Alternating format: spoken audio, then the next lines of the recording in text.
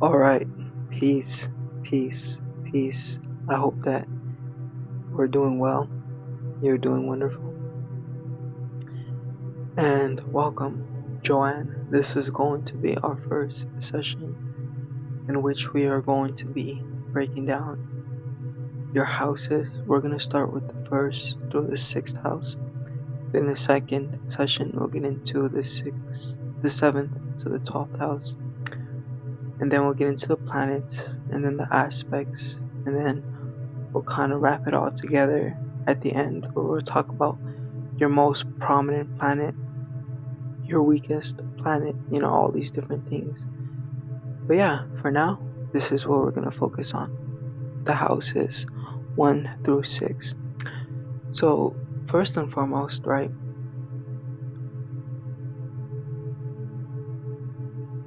when it comes to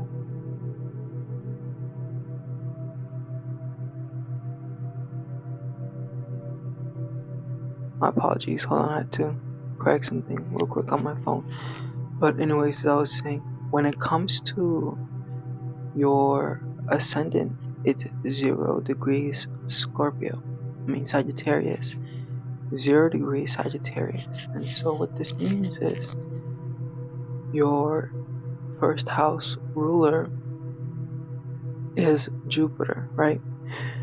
And so Jupiter is the planet of expansion, the planet of abundance, prosperity, and it's the planet of like freedom, especially when it's associated especially when it's associated with the sign Sagittarius, right? When you think of horses, typically what happens is this imagery of like you being in a field, right, of green grass and seeing all these wild horses, right? Brown horses and all the other colors that horses come in, just running freely in the open air. So Sagittarius is very much a symbol of freedom, right? It's a sign of freedom. It's all about expansion, and it hates to be restricted. Now, as far as the restriction is concerned, specifically, it doesn't appreciate being restricted from a perspective of its viewpoints on life, right? Sagittarius is a sign that's connected to the 9th house. And the 9th house is the house of, religion, spirituality, philosophy, higher thinking, and in general, one's viewpoints on life, specifically according to the experiences they have had or according to their code of conduct and ethics, and sometimes these conducts and ethics may be subconscious, but it's like whatever it is that an individual bases their actions on and their behaviors and attitudes upon, in a sense, is like that 9th house energy of philosophy, and we all have a philosophy, we all have a code. Now, the first house, right? So let me segue back into the first house before we continue dissecting Sagittarius. So the first house is the ascendant, the rising sign, right? It is an angular house, and that's why it's of great importance. Being an angular house, it allows a tremendous amount of energy to flow into the life. Now,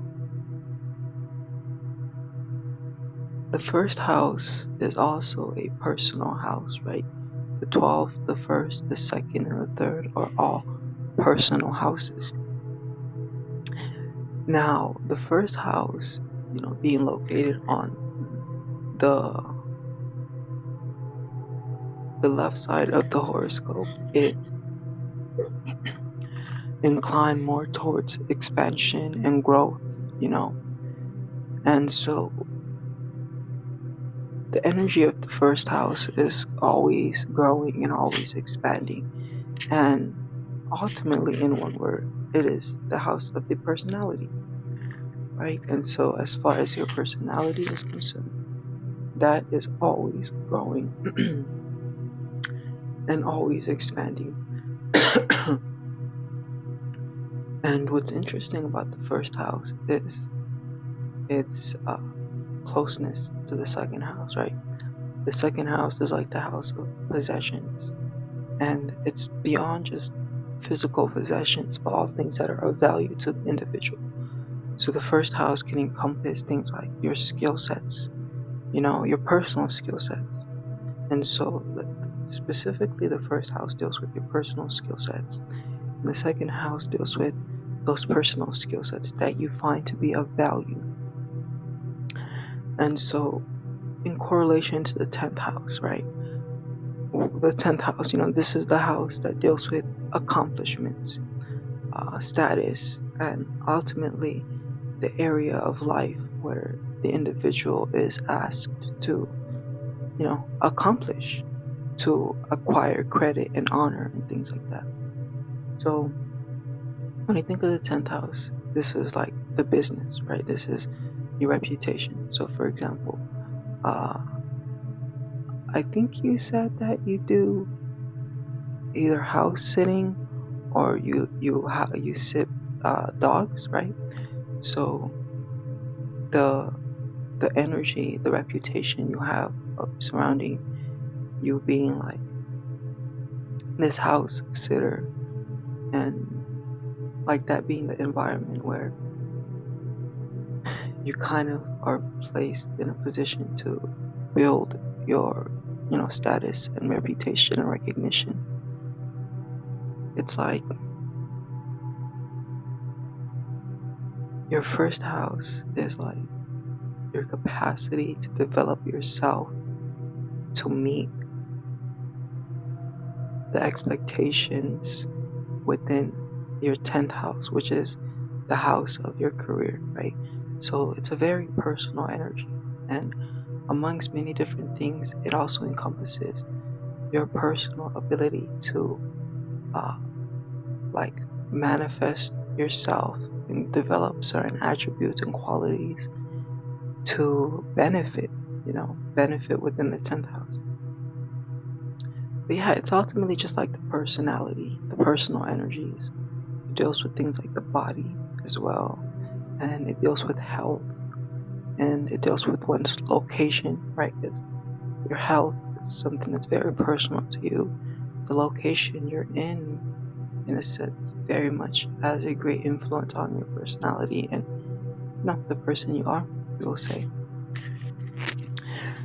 And so with you having your first house in Sagittarius, it's like what I was saying earlier.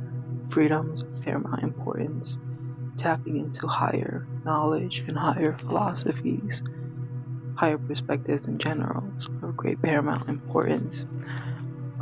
Within the life, there may be this ray of like luck type of energy that may manifest, right? Because that's very much Jupiter, right? Jupiter is all about, in a sense, luck, but it's like technically good energy finding good energy. Because luck doesn't really exist because everything is cause and effect, and because the energy of Jupiter is very jovial, very positive, very optimistic and upbeat. What you put out into the world is what you receive, right? And so, like, another thing with this energy, beyond its tendency for jovialness, positive and optimism, and its desire for freedom, is also this, in a sense, energy of never lacking, we can say, always being provided for by the universe, and being in contact with like wealth and abundance, however that may translate to you. Now, with it being 0 degrees Sagittarius, this kind of indicates that your ascendant is in the first decan of Sagittarius, which is the decan of devotion, and this is completely Jupiterian energy. And so the decan of devotion, right, it kind of is the most concentrated Sagittarian energy, just in a sense about finding your like code of ethics and morals, and in a sense devoting yourself to that philosophy or that principle, and in a sense also the greater you can accumulate knowledge and wisdom, the greater your life will benefit for the better as well.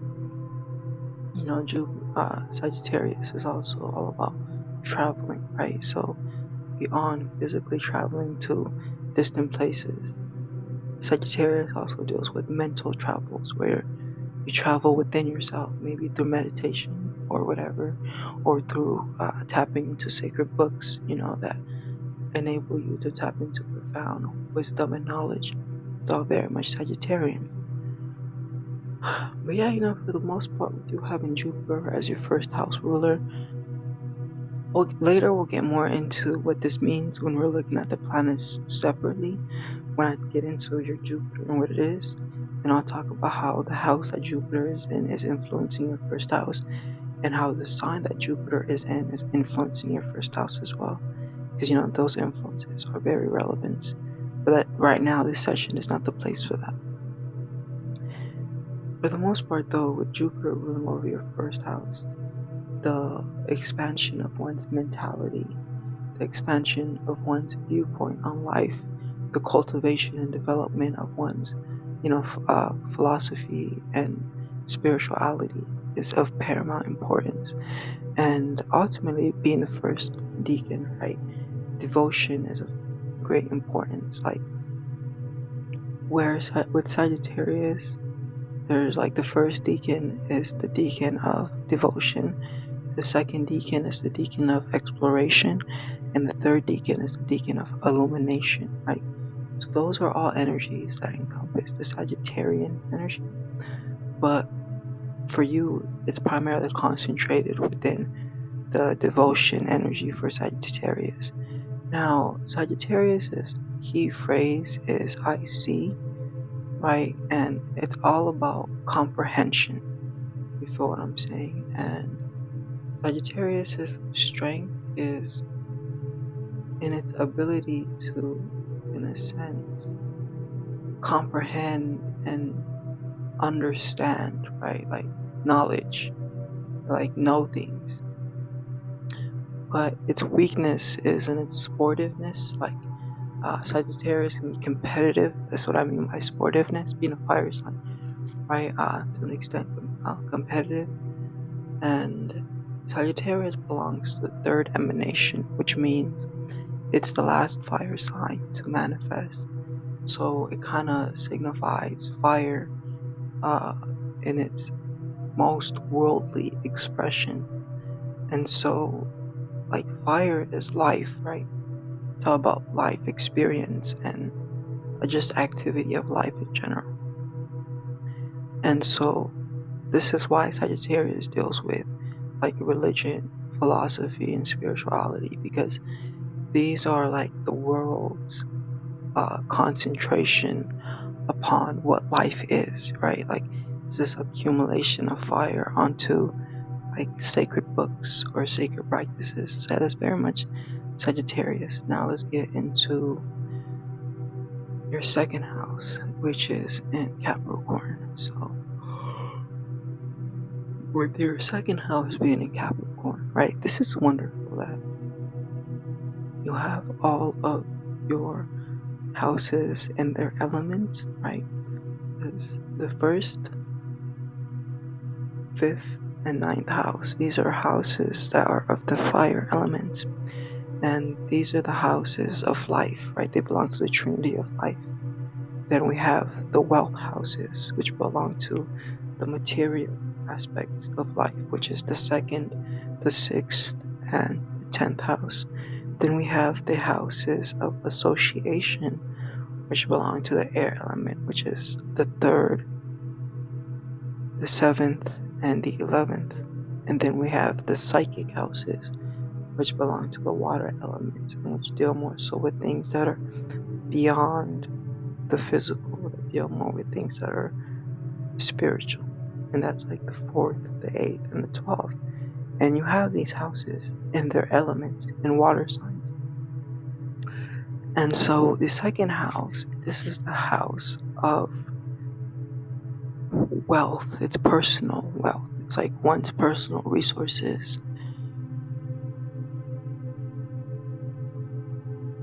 And beyond personal resources, this is just in general the house that deals with value and possessions. So this can be value and possession from a standpoint and perspective of, having like a quality and attribute within you, right? That deals with your personality, you think is valuable. Maybe you're very self-disciplined, and so that's something that's very of value to you, or your temperance and your patience would be things that can be intangible values, right? But in general, the second house is like the treasure of wealth. The 6th house rules the activity and the labor you need to engage in order for you to cultivate wealth. Meanwhile, the second house is just like the treasure, of wealth. Now, with you having your second house in the sign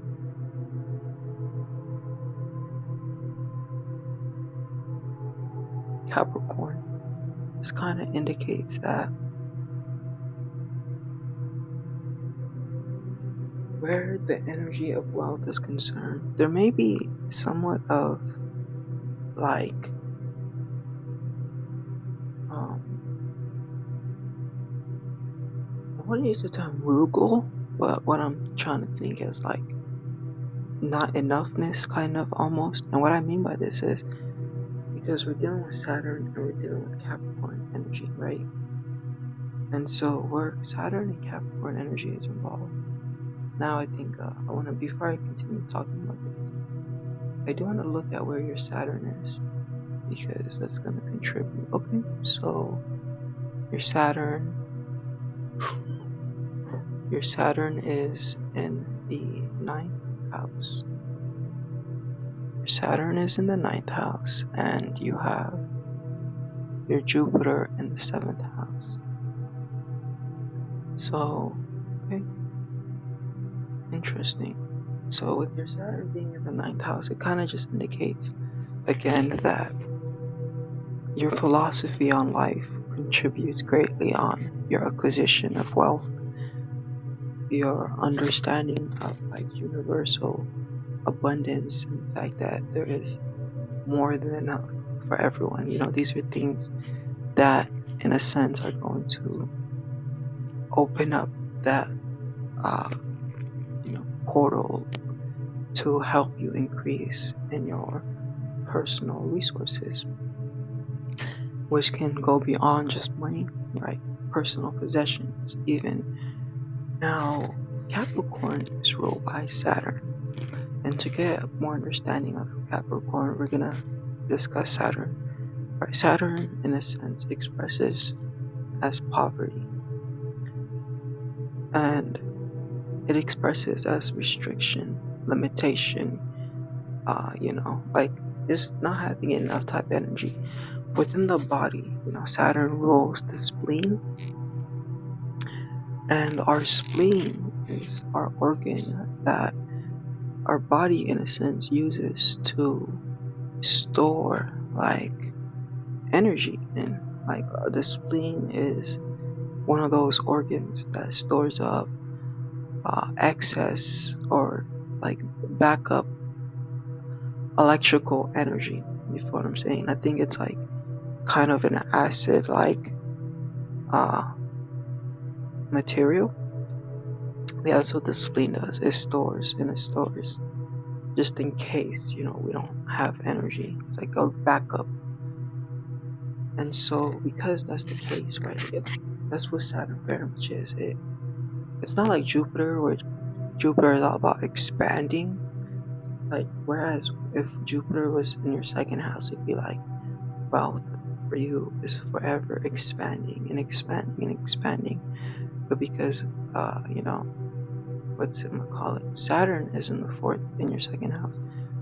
The concept of wealth is kind of restricting, and there can even be energies that may deal with worrisomeness and overanalyzing and not being completely optimistic when it comes to wealth and material possessions and having these things.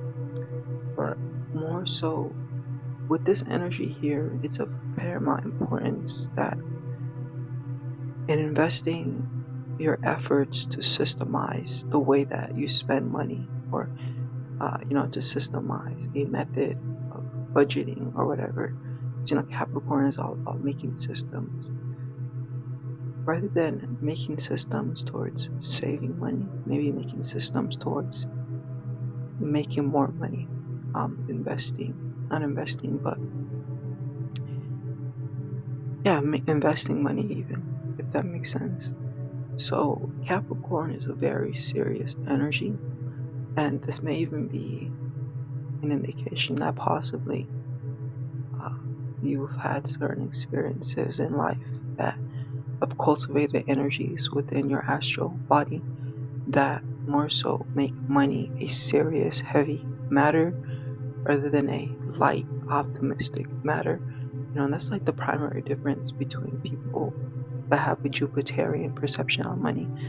One of my friends, right? He's like a multimillionaire, and he has his ascendant in Sagittarius, like you.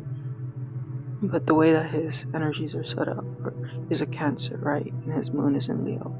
Just all these different energies.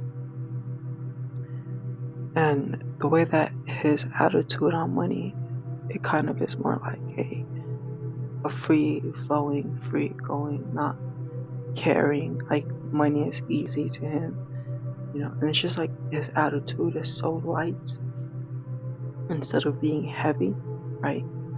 And so that's like the value of like understanding that. I guess the difference between money coming to certain people easily, but then money coming difficultly to other people. It's all about that attitude, and with Saturn, it can be very heavy, very restricted, very limited type energy. So that's like the second house, right? And now to talk more about the practical things, beyond just money, like certain things that may be of value to you, maybe discipline, patience, temperance, things like that, right? Simultaneously, to give more insight into the practical ends of Capricorn. Capricorn also belongs to the third emanation of, the earth signs. So there may be this energy of kind of subscribing to the paradigm of wealth that's kind of globally sold.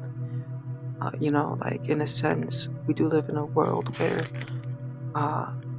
we are enslaved, and it's upon ourselves to free ourselves. It's kind of like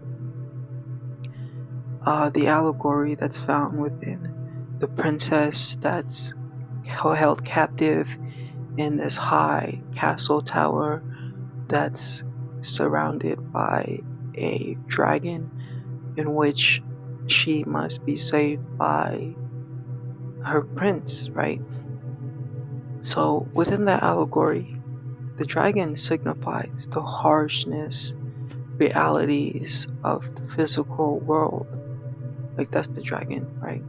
That can, in a sense, put the soul in captivity.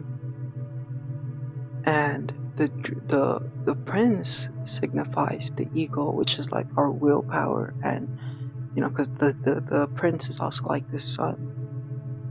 And so It's kind of like the prince is the sun, the princess is the moon, and the dragon is Saturn, right? In this analogy, and it's like we must use our sun to free our moon and overcome.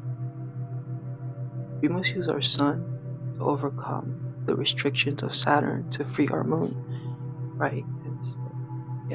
There's definitely great value in that allegory, especially for the second house in Capricorn, but to view it from a perspective of wealth and money acquisition, just understanding that your viewpoint on wealth is very much entangled in a sense, of the collective idea of what money is. And unfortunately, in this society, we live in financial bondage, right?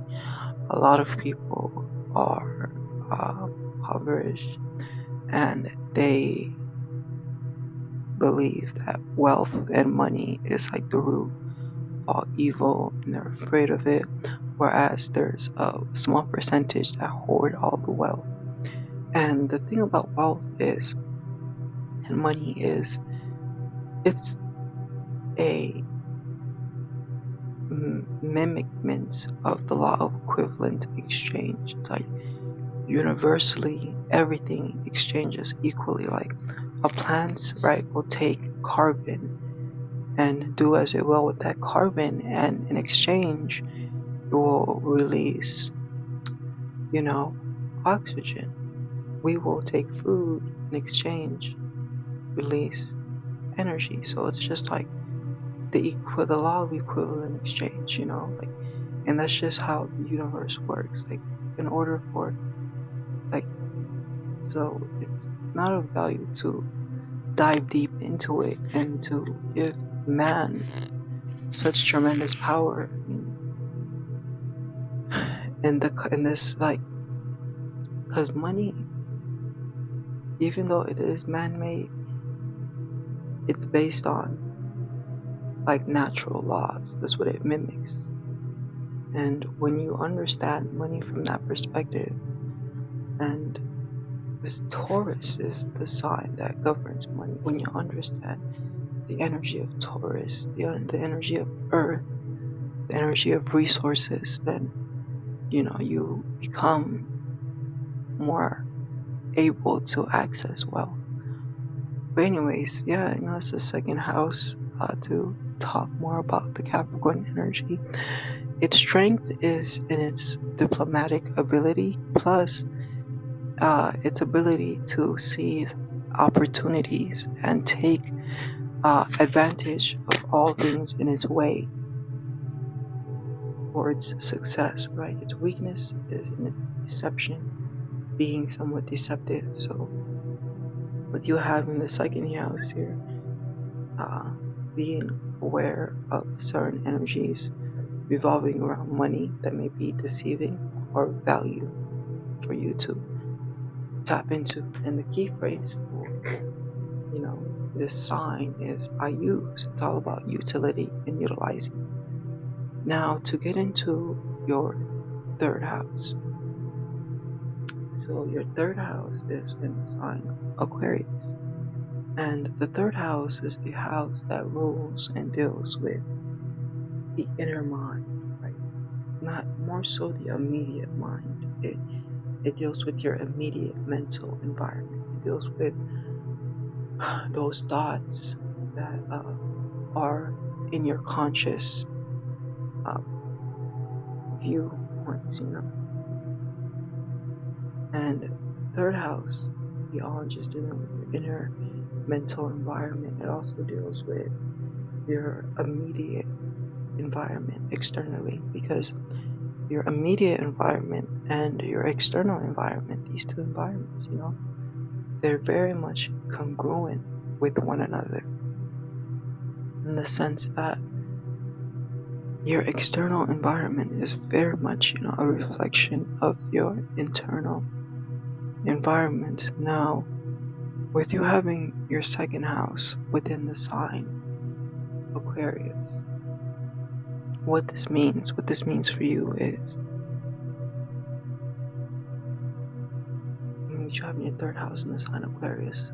So Sagittarius, Capricorn, Aquarius, and Pisces, these are the four last signs. They all belong to the third emanation of the fire elements. Of the elements.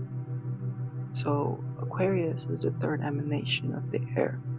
And so this is why Aquarius deals a lot with knowledge. Like the key phrase for Aquarius is knowledge. And its thought trend is I know. So Aquarius is all about knowing.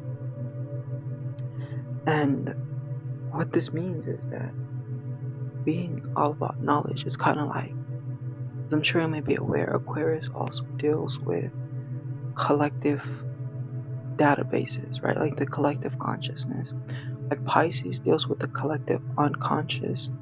From the perspective, it's like both Pisces and Aquarius deals with the collective consciousness. Pisces deals with the emotional collective consciousness. Meanwhile, Aquarius deals with the intellectual Aquarius collective consciousness.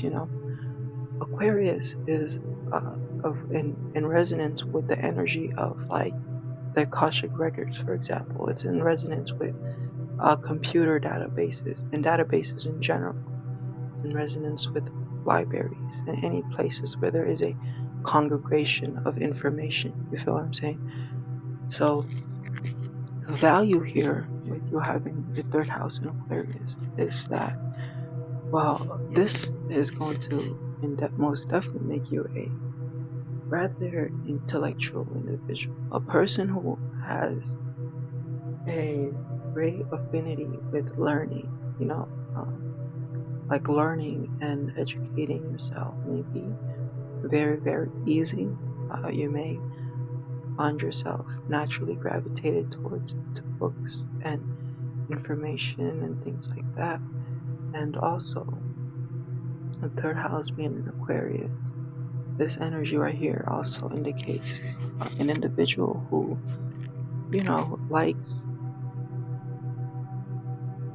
likes to exchange ideas and information with other people.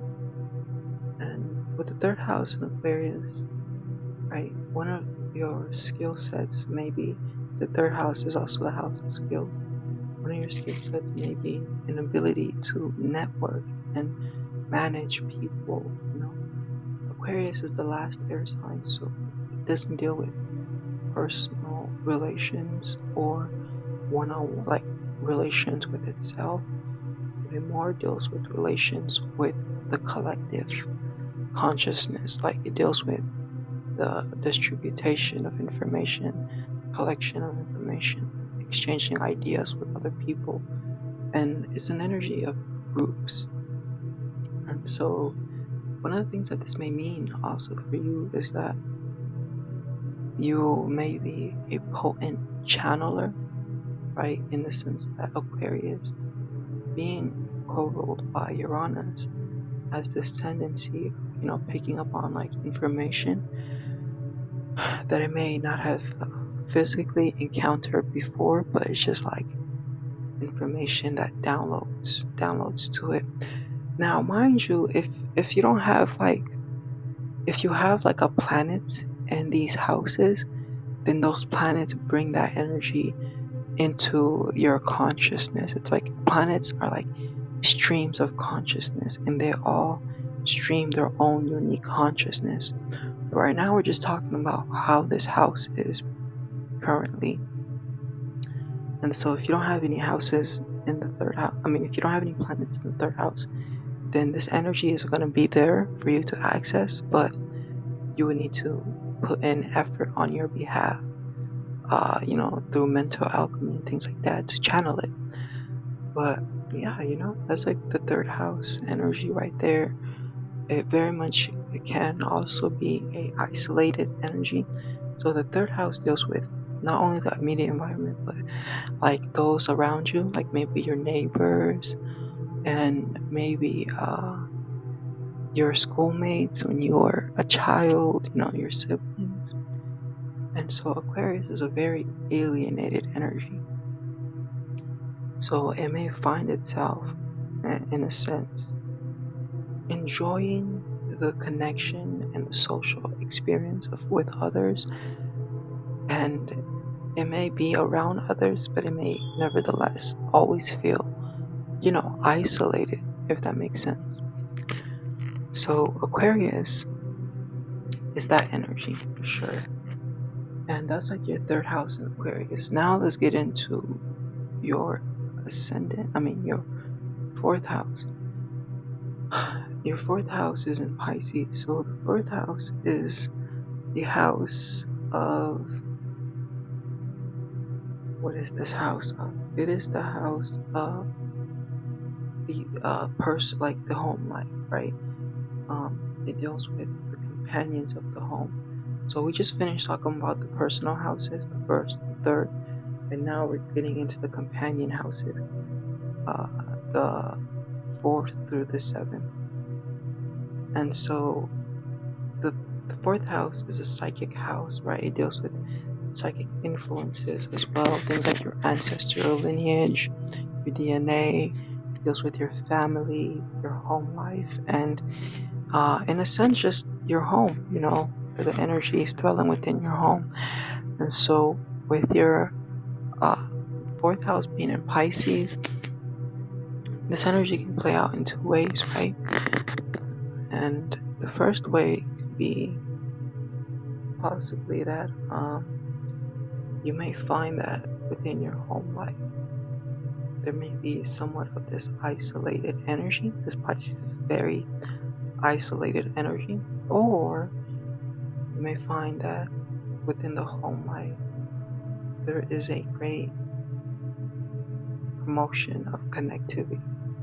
So when it comes to Pisces, it is the last sign. So it connects with all life, and it's like agape love. And that's where like the connection comes into play.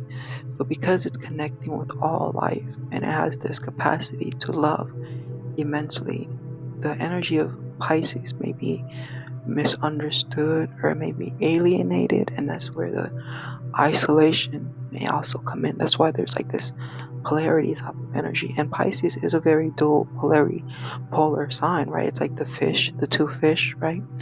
Which in a sense are depicted in the yin and yang, or depicted swimming apart from each other, And so Pisces fourth house energy indicates that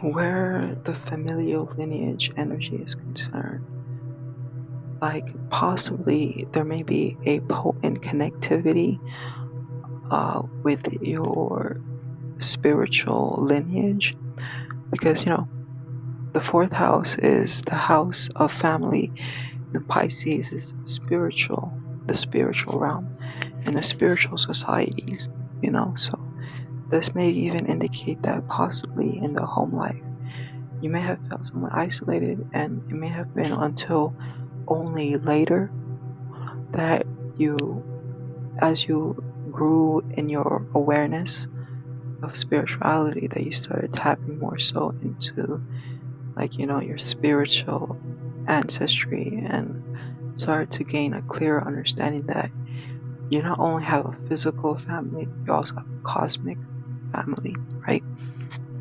And so where Pisces is concerned, this is energy that can be also expressed as very charitable and giving, because Pisces is also Jupiterian. So, but Pisces is more so like the negative energy of Jupiter. So, on one end, this can play out either as you have always having had like a support type of energy where family is concerned, or it may be you may have been alienated by family. So like I said, with Pisces there's this dualistic polarity that expresses. And so also furthermore, to get into this, Pisces' strength is in its like ability to be sympathetic and to be loving and caring and nurturing and loving, but its weakness is in its worrisomeness. It's interesting because Pisces both deals with like enslaving energies and imprisoning energies, like Andromeda, right? The princess that was, in a sense, enslaved because of her mother's wrongdoing is belongs within the constellation of Pisces, you know. So Pisces is a very, very interesting energy. But for the most part, it's just important that for you to understand to learn to connect with everything and learn that where family is concerned, everything is like your family, right? Everyone and everything is your family, like extending beyond your immediate family into like the universe and the cosmos. You know, Pisces is very much that. But yeah, for the most part, I'd say that's in a nutshell the fourth house, now the fifth house. So the fifth house energy. The fifth house is the house that deals with one's medium of entertainments, how one entertains oneself. Fifth house is a very fun house. It's like the party house. And the fifth house also deals with one's like love life, you know, one's promiscuitiness, right? One's playfulness, and it also deals with the offsprings and the children. But in general, the fifth house is also just a creative house, right? So in creativity, it doesn't have to be like creating quote unquote children, but just creativity in general. So if you have in your fifth house in the sign Aries, I'm gonna double check just to make sure that I am correct. If you're having your fifth house within the sign Aries, Aries is a very raw energy, and Aries very much deals a lot with it is in the fifth house. So Aries very much deals a lot with like sexual expression, you know, and allowing oneself to be free and like just expressing oneself. Aries is the first sign. Aries is the I am. That's the key phrase for Aries. And the key word that encapsulates the Aries energy is ego. It's very egotistical. And Aries' strength is in its ability to be like leading, its ability to lead, right? Yeah, I'll leave it at that, to lead. But Aries' weakness is in its officiousness. I think that's the word, officious.